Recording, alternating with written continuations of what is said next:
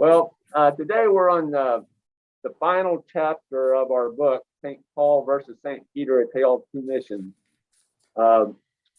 Chapter 25, The Noise of Battle. And it's kind of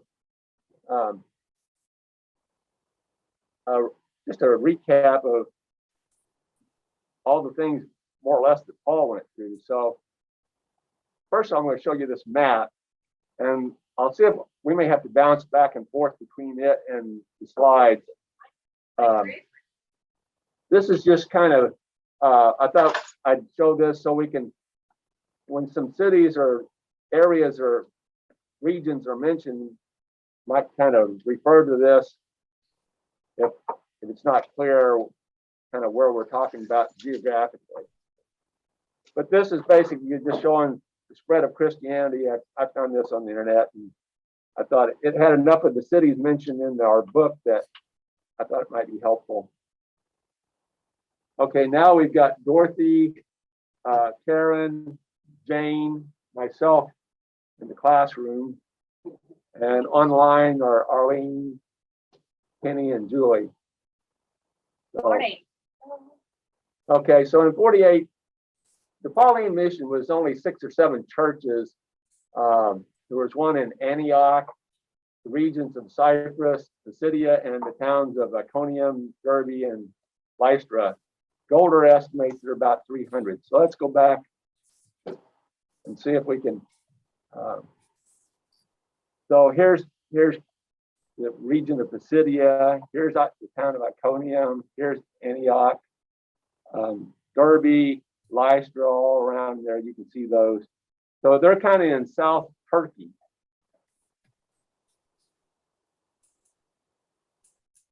And in the Petrine mission, it was much larger. Of course, there was the largest church in Jerusalem, the mother church, Lydda, Joppa, and towns in Judea, Galilee. And there were Caesarea, Damascus, and Alexandria. And Goulder he didn't really buy into what Acts records of how many people were joined the church, because he said in Acts it says thousands. He thought there was a lot.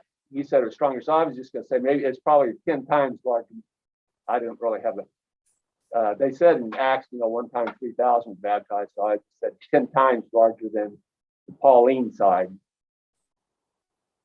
So here's of course, all these churches, you can see down here, Caesarea, and here's Jerusalem, and Alexandria is down here in Egypt.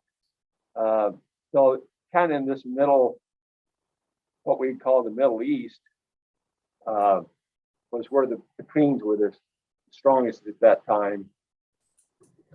So in the New Testament, the only accounts we really have of how the church grew were in Acts is the account that more or less talks about the growth of the church. But Paul's letters, you can get ideas about it just by where he's going to and his travels.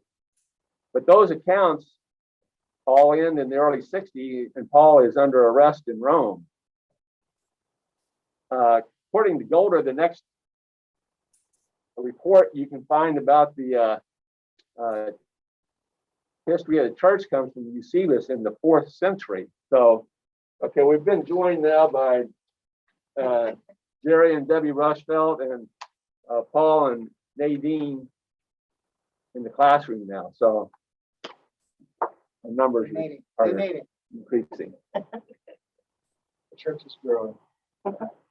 So Eusebius, he wrote it's called The History of the Church around 325, and he used letters and excerpts from other earlier writings to fill in this gap of history of the church from the 60s up to 325. That's 260-year gap. He quotes some original writings that are no longer preserved anywhere else. Goulder called him a toady of the Emperor Constantine because he was biased in Constantine's favor. He sang his praises, and some other sources I read think that his history is a little bit inaccurate, put it that way. But Eusebius mentions one writing in 190 about a dispute over the days to observe a fasting and celebration of the Holy Week. And there were two sides, and it was a matter of which days do you observe the fast and which do you celebrate. And this writing lists the churches on both sides of the dispute. And what was interesting to Goulder was the fact that there were some churches that weren't mentioned on either side of the dispute. And ones that are mentioned are Antioch, Damascus, and Alexandria, and other places further east. So you go back here, so you can see down here is Alexandria, and of course, Damascus is up here. What was the other one? And Antioch is up. Where'd my arrow go? There it is. There's Antioch. So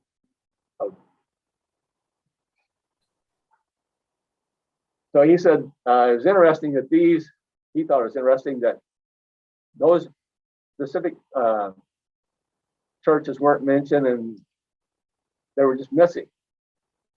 So he was saying, well, his theory was that they were missing because they weren't considered part of Christianity anymore. They were heretics. Remainders of the Petrine mission. But interestingly, Jerusalem and Caesarea are mentioned in this dispute in 190. Jerusalem used to be the mother church, the Petrine stronghold. What happened that it's now is included in this dispute. It's now part of the Pauline group. Well, Caesarea was built by Herod the Great, and it's a Gentile city. They made an artificial harbor for it. It served as the capital for the Roman province and the headquarters of the Roman troops. It was the Greek-speaking, so it was basically became a Pauline church. In Jerusalem, though, after the war, the Jewish-Roman War in 70, Jews were forbidden to live in Jerusalem. It became a Gentile city, Greek-speaking. So it became a Pauline church. So it's now included in this. That's why these two towns or churches were mentioned in this dispute in 190. So by the 3rd century, the Paulines had won over the Petrines. All these things we've been talking about in this book: kosher food, circumcision, possessionism. What else did we talk about?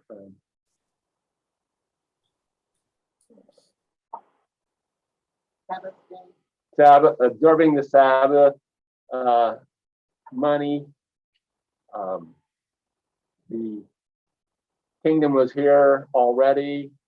All those things that we've been talking about finally resolved in the Pauline's favor.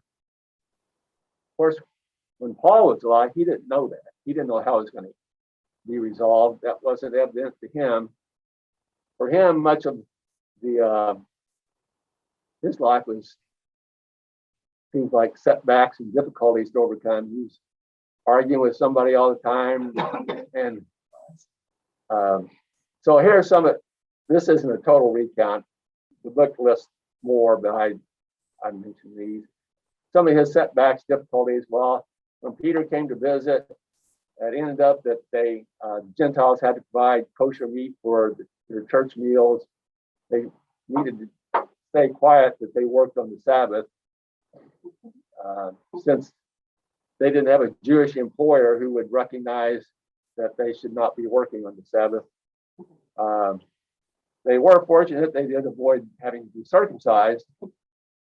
So that was one setback for Paul in Antioch.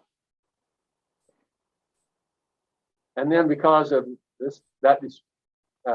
disagreement, Paul got assigned a Jerusalem miner, Silas, for his second mission, and I think that was an annoyance to Paul, being supervised by somebody else. But and then his convert Timothy had to be circumcised. And then Paul and Silas split up, but Silas made problems for Paul in Thessalonica, and he had to write some letters there, and Paul or Silas kind of reluctantly got on board with him on that. But then in Ephesus, he had a great success in Ephesus, but then the Petrines got the better of him, and he finally, in one of his letters, he said he left in total despair. And later on, at another time, when he was heading for Jerusalem, he just bypassed, instead of stopping at Ephesus, he just bypassed it because he was kind of in bad graces there, I guess you'd say. And then the Jerusalem church refused his collection. He spent years collecting, I think he started in 48, and finally in the late 50s, he had it gathered, and then they refused it. And then he was attacked and was in prison, went to Rome, where he was later executed by the Romans. So he had all sorts of difficulties in his. It did not end well for Paul. Yeah, that's difficulty. So he didn't know about the future success of his mission. He did have some successes, though. This is where Goulder says that the churches at Galatia and Corinth, that when the Petrines showed up and started creating problems, the elders there in those two congregations, they stayed loyal to Paul and refused the Petrines' demands. Goulder says that their support changed the course of history. That's a pretty big statement. He says their support enabled the Pauline mission to become a world religion, and he didn't think the Petrine Christianity would ever be more than a short-lived sect of Judaism. What do you think of his assessment? Do you agree with him? Agree with part of it, or? I think the early Catholic Church still kept a lot of the Petrine-isms, so to speak. I mean, they of course took the name of Peter, and Goulder explains that a little bit later, but they kept the part where the priests had to be celibate, which was Petrine, and they still have that. So I think there's still a little bit of Petrine, at least in the Catholic Church, maybe not in the Protestant churches. Okay. But the Protestants came along later. No, I know, but what Goulder is saying is the Paulines kind of won it all, and I'm not sure the Petrines got left behind totally. Is what I'm thinking. Yeah. I always wondered if the way they used the crucifix in Catholicism had anything to do with possessionism. Pauline Christianity, we all cover crosses that we wear or display or whatever, but Catholicism, I think, is maybe the other Orthodox churches too, I'm sure, where Christ is still hanging on the cross as if the body was left behind, and it was the spirit, the possessed spirit of the Christ that went on to be in heaven. That's interesting. That's different. I'm just asking the question. I don't know. I don't know that that's the way it is, but I'm trying to figure out why the difference between Protestant and Catholic displays of the cross. Could you, people on Zoom, could you hear Paul's question?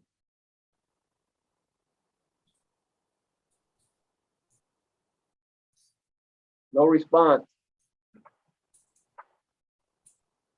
I don't know. I've never thought. I've always wondered why they left him on the cross. Google says that churches include the image of Christ's body on the cross to represent his sacrifice. But that was before Goulder, right? Yeah. I'm just saying, I Goulder, helps me to think about things in a lot of new ways that I would never have before. All the books of Paul, I was brought up, and he kind of was getting a little rough in his letters on some of the congregations. It was, the explanation was, well, the congregations were misbehaving, but if you accept Goulder's theory, it was the congregations were kind of the victim in the middle between the two sides that were vying for power. So, now I look at Paul's writings in an entirely different way than before.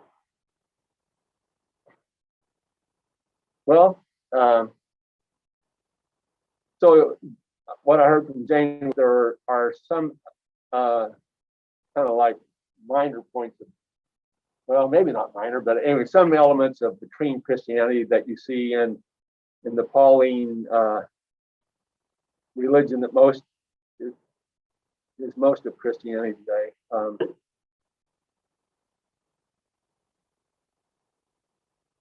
Is there any? Does anybody know about Eastern Orthodox? I know that there are Like us as Community of Christ, or like? I'm very impressed with the amount of agency, the mindset.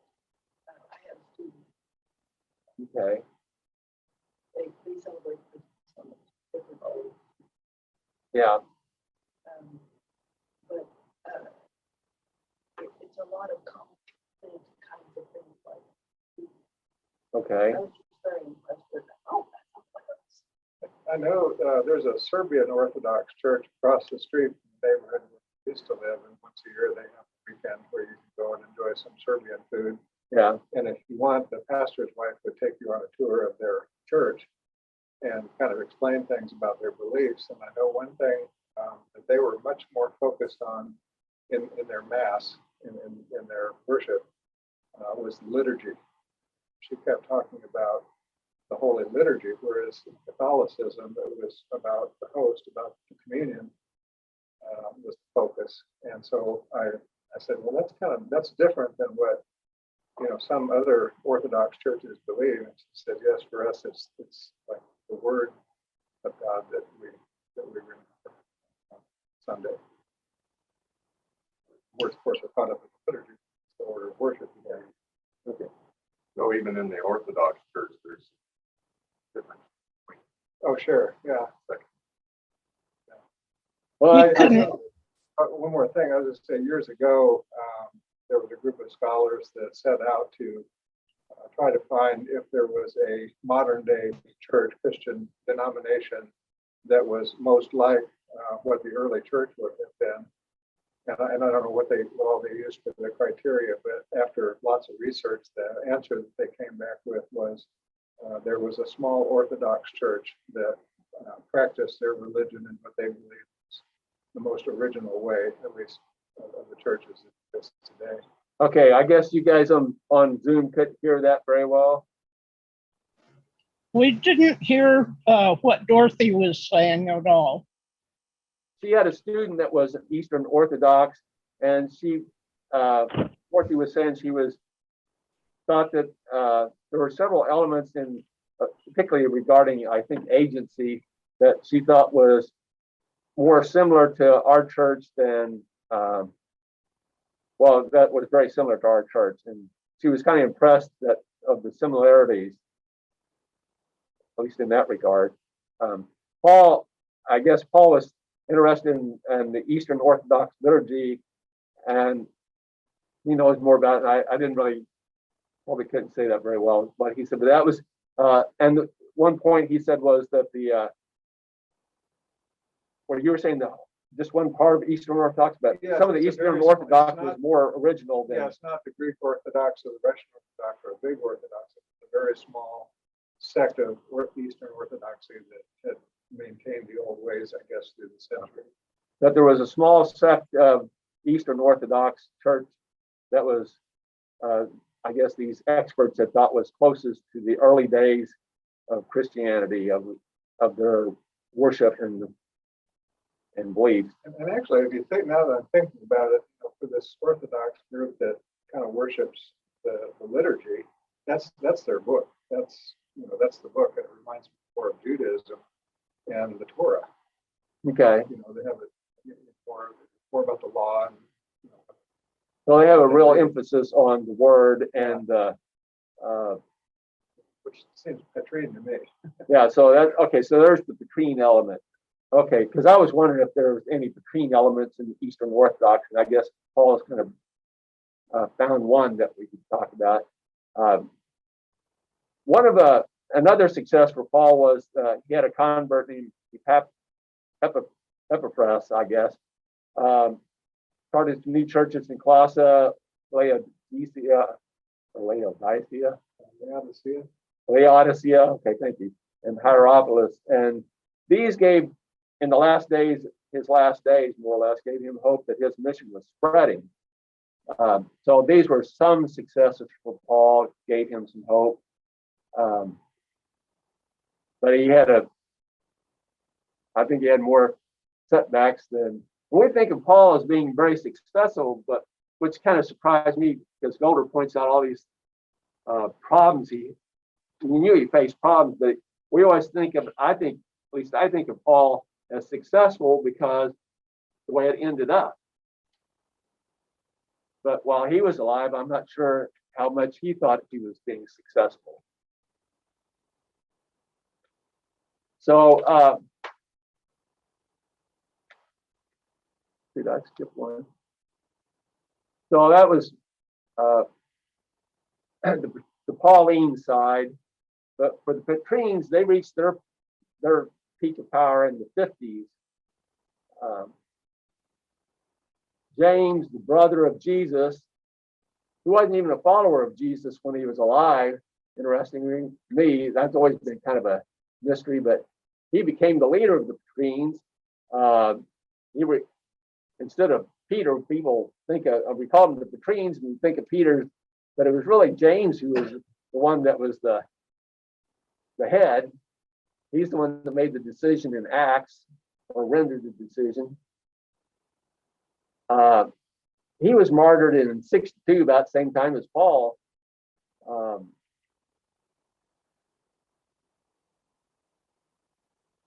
Goulder says, he mentions Mary, saying that she must have been quite a woman. She had two sons, Jesus and James, both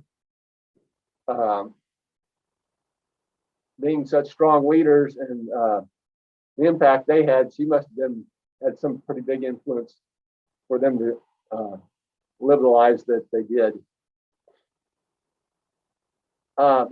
We mentioned before, after the Jewish war ended in 70, the Jews were prohibited from living in Jerusalem, and so the Petrine church, the Jerusalem church, was forced. The ones that survived the war in Jerusalem, they had to disperse to parts east, probably. And Goulder makes a point that after Paul died, the fight between the Paulines and Petrines continued, but it became much more bitter. And he talks about like the John and some of the other letters where it becomes much more intense in this rivalry. So, so when you think about this rivalry, what were some of the consequences of this rivalry in the after Paul? What were some of the things that developed? Goulder doesn't say it, but now that we've been studying this, I've wondered how much of the centuries of Christian animosity toward the Jews evolved out of this. Yeah, that was. And it's interesting. Sometimes generations keep hating each other, even though they've forgotten the reason why they started hating each other in the first place. If you've ever run families like that or something, great grandpa didn't like great grandpa on the other side or something. Right. Well, it's kind of, I don't know. I've sometimes considered the Paulines, Petrines, it's kind of like one of these nasty divorces. you know, when people know each other very well, it can get really nasty about when they're trying to gain power or advantage over the other. They'll use all those intimate things they know about the other side to their advantage. And I kind of wonder sometimes if that's my thought of what is going on. This is just a real nasty divorce between Paulines and Petrines. Pauline's had a better word. Well, the book of John, to me, is kind of the crux that changed Christian history. You know, I mean, Goulder talks about John writing as more bitter than Paul, and they're just so strong, and some of it is so beautiful, quite frankly, that it just led the church that direction. I think that John, the book of John, is what the church is today. You know, that's Christianity now, for the most part. You know, and there was something so strong about that language that I don't know why. Well, he even cited scriptures from, I think he's talking about Revelation, talking about the apocalypse, yeah. You know, things in the book of Revelation Yeah. that kind of still were part of the fight. Exactly. Well, one thing that happened was Paulines won and the Petrines were condemned as heretics. Excommunication and heresy hunting was one consequence. And I had some, when it talks about Acts, James, although he's the head of the Jerusalem church and the Petrine movement, he gets hardly a mention. And he was the leader for probably close to 20 years, but Acts hardly gives him a mention. I mean, he's in there a little bit. And Peter disappeared after his visit to Antioch in 48. So I wondered if the consequence of this split was that their service in the early church got downplayed because they were Petrines.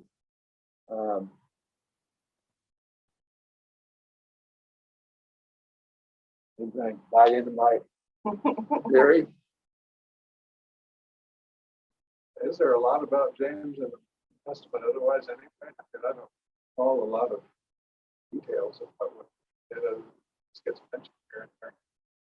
The only thing I can think of is when he makes the decision, Paul has this dispute with the church about Gentiles and what they're supposed to do, and he's the one that renders the decision that they'll follow the Noahic laws. And then there's one book, I guess you'd say it's a Petrine book. There's the one book, the book of James, which is sort of one of the few Petrine books that gets mentioned or gets included in the New Testament. Matthew is sort of a Petrine book a little bit.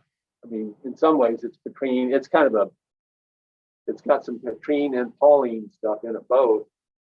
But Nick spends a lot of time talking about Peter. I think if James was as central as what Goulder is saying, it would be.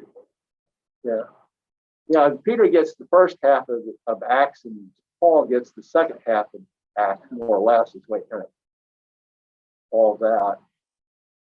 I think the early church needed the name of Peter, needed that title because he was a disciple. He was actually one of Jesus' disciples, and Paul wasn't. That was always kind of a bitter pill that Paul had to swallow, that he wasn't a member. Scripture was going around that Peter was the rock of the church. Exactly, which stayed in Matthew. So they had to acknowledge it. Yeah, it was important. right. It couldn't wonder the bug. What happened to the other 11? I don't. Why don't we hear anything about that? There are. I'll look it up. I've got a reference somewhere. It's more legend than it is factual. I know a lot of people believe Thomas went as a missionary to India. Somewhere I've used my lesson before long ago. There's a map and it kind of shows where the Everyone's legends going to different places. say that each one. Does that remind us of anything? What's that? Does that remind us of anything about 1840? kind of similar. Well, you only have to count to 10. You know, Judas got his. Well, but then they replace him. They replace him. Okay, it's okay. You're gonna put that as the 11th. Okay. Yeah.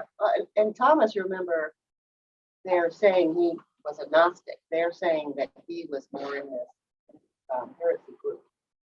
So they were actually teaching some of these different things. So at least the book of John is really anti-Thomas, you know. Okay. So there's some theory that they went off and kind of built the thing Jesus was.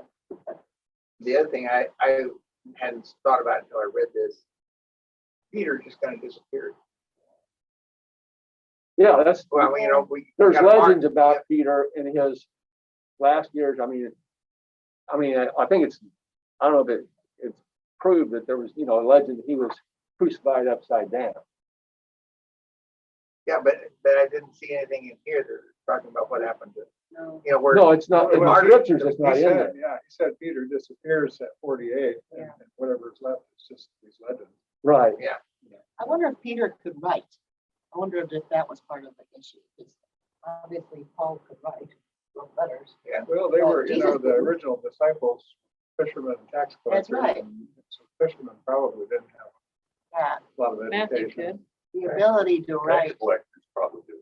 Yeah. Yeah. Well, Matthew was a tax collector. I Yeah. believe, So he probably had some education. But Peter And and Andrew and positions, some of the other ones. I wondered about that. James The other and thing- John, The other thing I was wondering about, out of the four gospels, which one was your favorite? And does that affect whether you're more of a Pauline or Petrine? Okay, so bottom line is Matthew is my favorite book. Not gonna lie. I like the way it's worded. I like the stories that are in there. I like the Sermon on the Mount that's in there. I just, there's some things about Matthew that I just, when I'm looking for something, let's go look at Matthew. So I just throw that out for me. I'm not saying everybody has to be that way. I don't know that I have a favorite book. I have favorite passages. I love the Sermon on the Mount. To me, that's the most important scripture we have. Yeah. Or for me. Of course, Luke has it as the Sermon on the Plain. Yeah, Yeah. it has a Sermon on the Plain, but it's not quite as complete Gotta or as move lengthy around. as what Yeah. It's not as lofty. Yeah. But I this I made me can't answer think that about those question. I don't three know. things that I had. But I like the Christmas Different part story in Luke, in Luke, you know. yeah. I mean, Yeah. Yeah. Whether it's But real or Karen, not, you pick- I like the story. Yeah, she You picked pick it. Luke? Okay. Okay, Wasn't- Zoom Luke was people. the one that put in the preface, this is what it means. And you remember isn't it Luke that was saying, this is what this story that Jesus said means. And Oh, then, yeah. And then when you read the story, it's like, no, he didn't. Does anybody After on I Zoom have questioned a Luke favorite little more, gospel?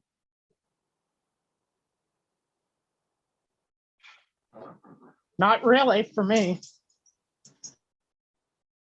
Okay. Anybody else want to say, volunteer their favorite?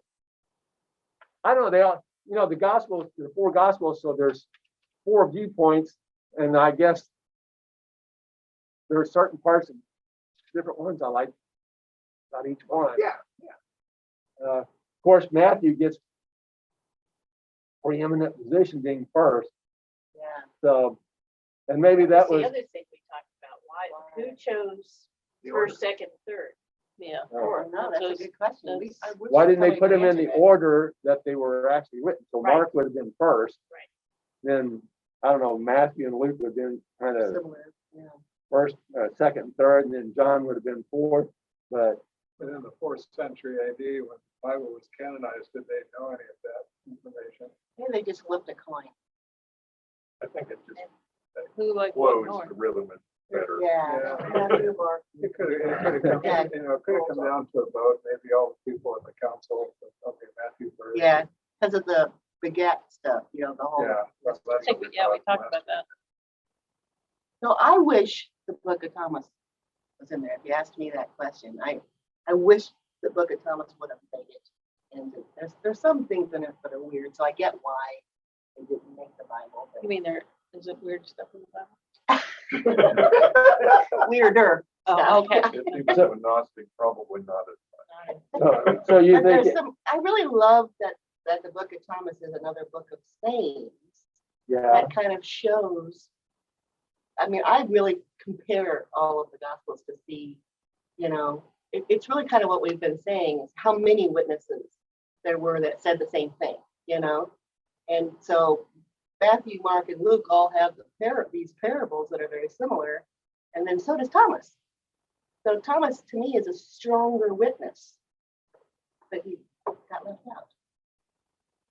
Because the people who loved the book of John didn't want him. They had the votes, he didn't. Okay. Do you think Thomas is too Gnostic? That's why it was, Yeah, he was talking about the inner Christ a lot. And the book of John talked about, you know, Christ has sacrificed himself for you. So it's like this outer argument, you know. And the way I'm interpreting it, I don't know if it's true or not, but Thomas's sayings go more into the, you know, the inner Christ within kind of we have developed in our church, you know, but I think he has some beautiful ways of saying it. was he, but he was also, wasn't he more, wouldn't you say he was more Petrine because he was say more that the kingdom is here Yeah. already? I never read it. I need to go back and read it because I never thought of him in that way. I thought of him as a Gnostic. I thought of him as you know, kind of that mystical type kind of person. But I've never looked at the scripture this way either, so I don't know where I would put him. I mean, I know where Goulder would put him, because he would be an Ebionite, or definitely a heretic. Well, one thing I wanted to, this is just pure speculation on my part, but what would the New Testament look like if the two sides had been a little less hostile? Would we have Thomas, like you say, in there? Would we have some other books that were banned or burned, or would some of the New Testament be written a little differently if they could have been a little more tolerant of each other? Yeah, I think it would be more open to the possibility of either side, you know, the Paulians versus the Petrines was either or, it's my way or the highway.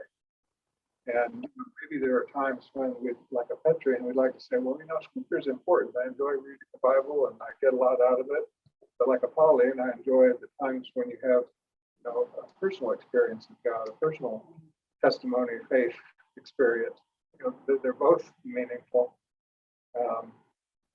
So many things, times when, you know, you want to help another person. They're down and out. They need help. They deserve help. There's nothing wrong with that. So am I an Ebionite, Petrine, or, you know, a person can work and doesn't want to work?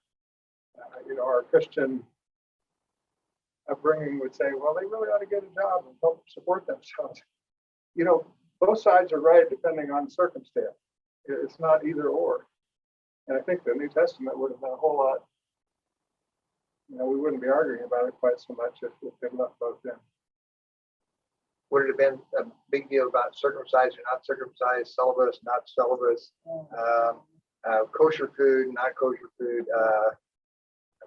Remembering, you understand what I'm saying? What I call monumental decisions that are of human Well, effect. and the interesting thing about that is the Jewish faith developed after this time too. So there are Orthodox that believe in more of the kosher things, and then there's the Reformed Jews, yeah. So my thought when I read this question was, I wonder if the Jewish and Christian faiths would have grown a little bit more together, you know, and we would either have more Jewish Christians in our world now. There are some, you know, Jews for Jesus, there are. It's interesting that we're coming back to that. You see, not only in this class, but, you know, I see all over the internet more people wanting to study the Jewishness of Jesus. Yes. They want to understand the context Yes. of what Jesus said from that point of view. And yeah, you're right. I think, you know, 2,000 years of fighting between the Jews and the Christians might never have happened Yeah. if they'd have been able to settle their differences in 70, 80. Well, since the Petrines were more Jewish than the Pauline, would they have been more like a bridge between Jews and Christians? And so there'd been kind of a, I don't want to say One of a the range of, I don't know. I think, one of the things, unfortunately, that's happened in religion and Christianity in particular is that we have separated ourselves based on the all about the rules. And if you follow my rules, you come to my church and, practice the way that I practice. And I'm not so sure Jesus was as much about rules as what the church that we've created, all the churches, I'm speaking generically, community of Christ. Because he used to chastise people that were just so hung up on the rules, Yeah. I mean, I remember him saying that all the time. It's like, oh my gosh, who cares if it's Sabbath? I'm gonna go ahead and bless this person, So he Yeah. really didn't care that much. He loved the sick, he loved the unclean. Yeah. The people Tax that, collectors. Yeah. the rules that you can't be with those people. Exactly. But we just keep making more rules. We do, and maybe that's just human nature. We have to have rules. I think that if, the question is, would things be different if the Paulines and the Petreens had been more friendly together? It's sort of a what if question. oh yeah. What if question. Really don't help much. My brother has spent his whole life trying to figure out, what religion he's compatible with. He left this church and joined the Jehovah's Witnesses, and he didn't follow the rules, so he got kicked out of there. Joined this other Baptist, he didn't follow the rules, so he got kicked out of that church. I mean, nothing bad. It's just he didn't believe everything the way that they believed, and so they said, you can't be here. And so now he believes nothing. It's like, okay. Well, one thing it seems like to me, if they could have been less inclined to split, Christianity just keeps, I mean, that's how we have, what did you say one time? We have 40,000 denominations. If we could have started off with a little less hostility, maybe we would be not so many different denominations. I don't know. I'm just, It look a lot more like the kingdom of God on earth. Yeah, I think Jesus would be very disappointed to know there were 40,000 churches in his name. okay, well, enough. Yeah. We've speculated a little bit. That's the fun of it. But I was just thinking about rules. It used to be you couldn't dance, you couldn't play cards. Right. Play card, all those rules. Divorce. That's Yeah. right. That's huge. And I mean, what are the Right, rules but now of really Community of restrict. Christ? Do you want them? You want them? No, I don't think, I don't know. Somebody needs to tell me. I think that's the next book that we're going to have. Maybe, yeah. Maybe Tony Chavala Smith will. Maybe Tony's going to give us the next. Love. Our church rules are love one another. There you go. We're pretty acceptance. Yeah. Well, should we be sympathetic toward the Petreens, even though they were branded, they were the losers, they were the heretics, according to Pauline? Any sympathy towards them? You put it in the context of a divorce, and maybe the attorneys could speak to this, but to me, when that happens, the truth always lies somewhere in the middle. It's not on the extreme. What we wound up with was two extremes, and one extreme won and the other one lost. And I think anytime that happens, you lose an element of the truth that otherwise we might have maintained and had. I like that Which idea. could have You been say important. we lost an element of the truth because they had a different view of who Jesus was and how they should live their lives. And we've got one view. I think we would have a broader view of Jesus if we had kept some of the Petrine thinking. That, and in the same way about the New Testament, if some of their books could have broadened the view. But if we're comparing it to a bitter divorce, I mean, I don't do divorce for this very reason, is because both sides to their dying day will say that they were right, and they, and it's just time that might lessen their bitterness, but not a lot. I mean, if it's a really bitter divorce, then there's animosity Yeah. for a very long time. But we sat and we watched that trial on TV with who was the pirate, Yeah, Johnny Depp. Johnny Depp and his ex-wife. Yeah, you know, it was and the whole time nasty. I'm sitting there thinking, the truth is somewhere in the middle of what these Yeah, me two too. people are saying. Yeah. But it doesn't have to be though. I mean, take my own brother. He and his wife got divorced. They drove to the divorce settlement in the same car, and they have get-togethers all the time. She shows up with her boyfriend, and my brother doesn't have a girlfriend, but their kids get all meet together. And they seem to be fairly amicable about Yeah, that's the nicer number. I like those. Amicable. it. I don't know. I guess it's my worldview, my paradigm. Yeah. I think anytime you have a diversity of thought and ideas and input from all sides, you can make better decisions based on that information than if you're very focused on one or the other. You get closer to the truth if you Yeah. take. Well, The question is, if you've got all of these inputs, you still have to make a decision. Yeah. But you have all of those inputs, Yeah. so hopefully you make a better decision. Well, yeah, because you're taking it back to the legal element. That's all that a jury can do. Yeah. You have They all of hear the- all of the all these. witnesses and then they make a decision. Sometimes Right. it's right, sometimes it's wrong. One side will say it's wrong, the other side will say it's right, but that's the best we can do, 12 neutral parties. Well, I'm going to go back to Paul made kind of alluded to this a little bit. There are anti-Semitic comments in the New Testament. Is this a result of the bitterness between the Paulines and the Petrines? And should we do something about those comments? And if so, what could we do? Well, I think we've done it. We've educated ourselves to other possibilities. And then maybe a better understanding of why those comments are there. I don't think you can, edit them out of the New Testament. They were written by who they were written by. Yeah. Now, we'll say one attempt is made, and Amy Jill Levine has made it, along with some, I don't know who the other author is, but they have gone in and produced the Jewish annotated, I think it's called something like the Jewish annotated New Testament. And they go in and in the New Testament,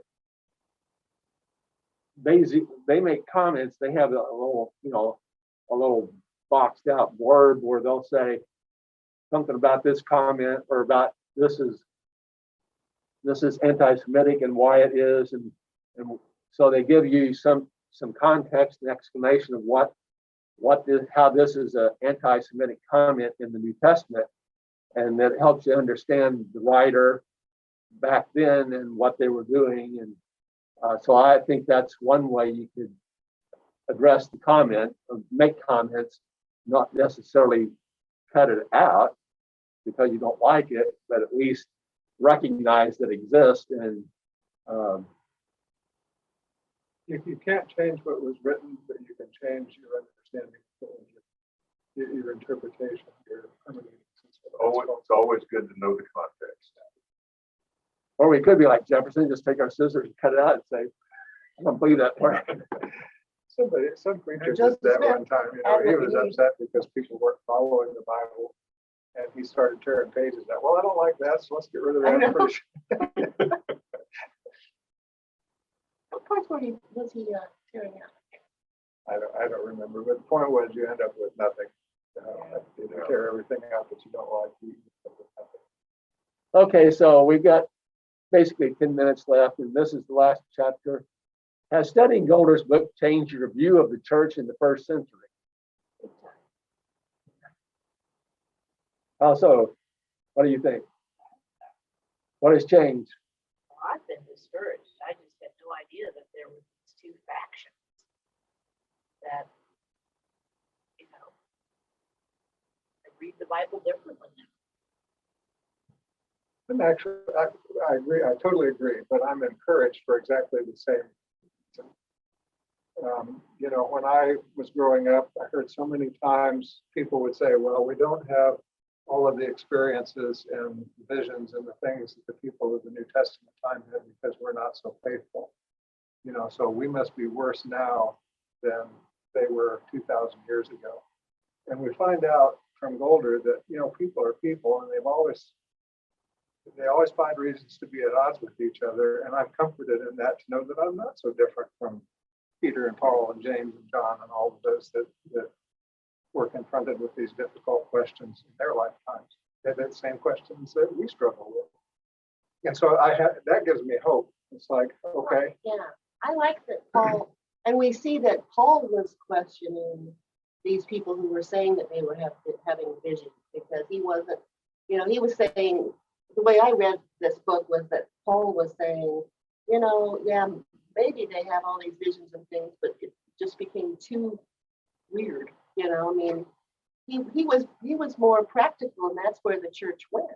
But You know? our uneducated view 50 years ago was that that's what should be happening. I know, now. because it's still in the Bible. Yeah. Well, don't we look at the the early church as the golden age, more or less? I mean, our church thought it was the golden age. We tried to basically duplicate it, didn't we? With our church structure, saying that in that era, that was, But they had the blessings of the Spirit, and yeah, here's the way they were set up, and we tried more or less. We've been hearing in the term the restoration. Restoration, exactly. but then Joseph Smith, remember, got into trouble because everybody was trying to have visions like him. Yeah. So he had to have a prophecy that said, "I'm sorry, but only my son Joseph is going to speak for the church." You know, I remember reading about that. It's like it got out of hand, exactly like what was happening in the early church. Like the Patrines were. Yeah, I'm just comforted that we're growing and we're learning and I think we're getting closer to the truth. Each little step, as hard as it might be, enlightens us. And I don't think we should give up on this. So when you read the New Testament, I guess Karen's already, I hope she,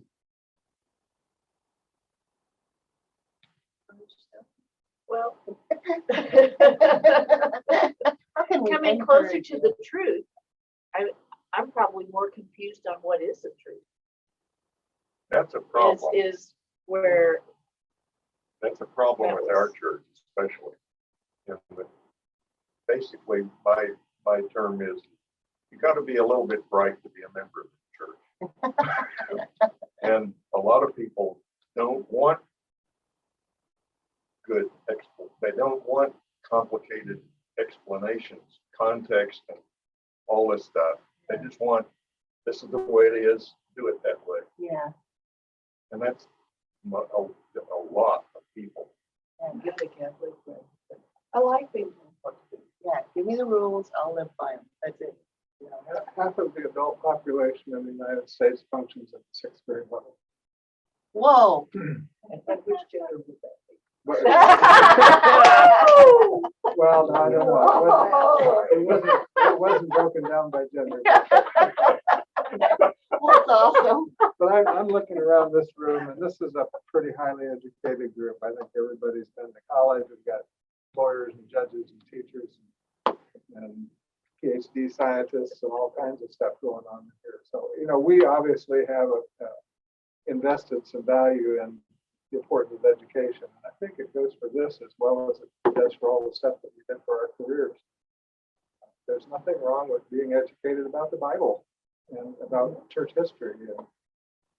And I'm so proud of this group that we're all still sticking in here. We're hanging in here and showing up. And I think it's important.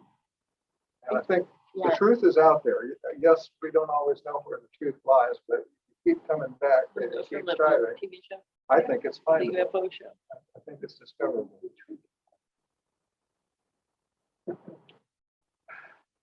Gary? The last two questions. To me, Goulder's book presents a picture of the people in the New Testament time in a way that is much less idealistic than I used to think. And when I read about the difficulty those people went through with the national government, with the Roman government, with factions they had, with the geographical mileage that they had to deal with in traveling, and then looking at all the different possibilities.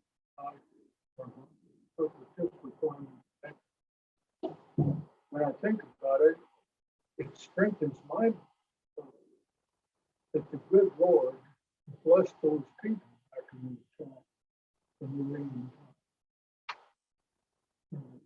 Testament, to bring what we do have in the scriptures and everything. It's a challenge to see there. And I think it's a challenge to me anyway, as to how I view my own. And saying, when we read these, do we find the things today, and how we look at what we believe. That's Thanks, Jerry. I think we all look at it differently now. I don't know if we totally buy into Goulder's hypothesis about the two missions, but it's a lot more, to me, I would be more inclined to agree with him than I would have been before I read the book. And to his credit, he acknowledged that his way of thinking is not the only one at the end of the chapter. And he listed, here's my publication. You want more, read more about what I think? Here it is, but he puts it out there, lets each person, decide for themselves. And that's admirable in its own way. It makes me want to go back and read those history of Christianity books that we read, because it's more interesting to me now to see how it developed after Paul. So I'd like to see if I can recognize the Pauline and the Patrines, because that's what Goulder is saying, is that it really developed more later, So I thought, It all changed when Constantine. they all had to decide what to put in the Bible. Yeah. Paul got in the Bible.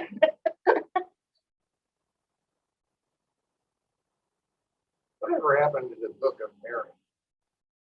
Or the book The of Gospel of Mary. Or the, I'm making it. No, it's there. There is a Oh, Gospel well, of Mary. Well, but Something along but- that line. everything I've read in it totally focuses on the masculine. There's nothing that focuses on them. So where were the ladies? They We got were squashed. squashed. What do you mean what happened to them? Paul made it clear what happened. They were silent. Silent. Yeah. They'd be still being. Yeah. And there certainly That's is. not Right, I totally don't fair. believe it. I know. Yeah. There's a No, side of no. Paul that really wasn't But like that. He was Historically, misunderstood. but historically, women were Yeah. pushed back, Yeah. and there was a determination that the men wanted power, and they took it. Well, Maybe it comes from the Book of Mary, but isn't it true that some gospel, some non-Bible gospel, claims that Mary was a major force in her. yeah, one of the disciples. That Yeah. is the book. of Yeah. Mary.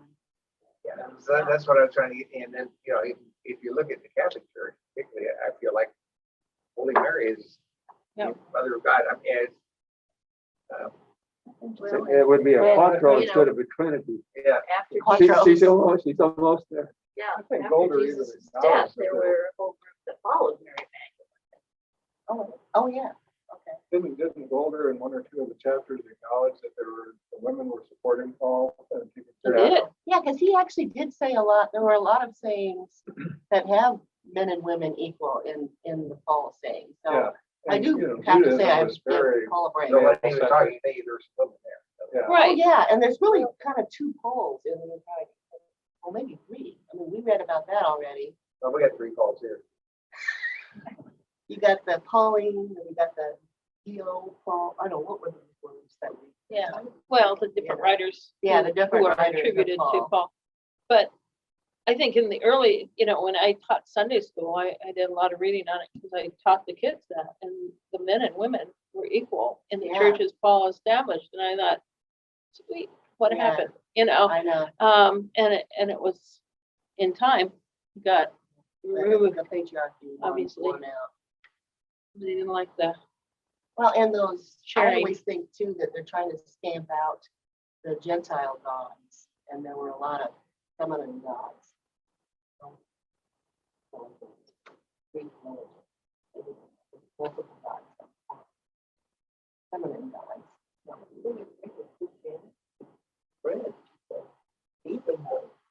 The only way Christianity could be spread to the barbarians in Europe was to deify Mary because they were so matriarchal. Oh, that makes sense. and what? Spread it to the barbarians? The barbarians, yeah. Well, The isn't, Celts. Yeah, isn't okay. the And the Vikings. Song of Solomon, isn't there like this wisdom? The term wisdom was kind of taken from the Wisdom feminine. is a feminine. Sophia? Yeah, Yeah. Well, you know, the men have been in charge for 2,000 years. Oh, We we don't haven't care. done such a good job. We can, Maybe- we Maybe Dorothy's right. You could know, the attest to that. top half of the population is a gender thing. Well, next week, we will not have class, correct? that is correct. There will be a class, but it'll be a different topic. Won't be on Golden. It'll be So- the presiders and planners and whoever else wants to come to talk about planning and presiding. Yeah. On services. So 2 weeks from today, we'll start the new book by Tony Slaw Smith.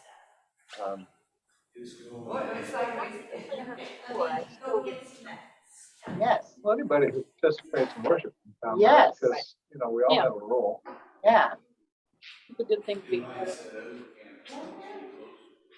All right. Thanks, everyone. Thank you, Dennis. We'll adjourn to. Good wrap up, It was a good wrap up. good questions.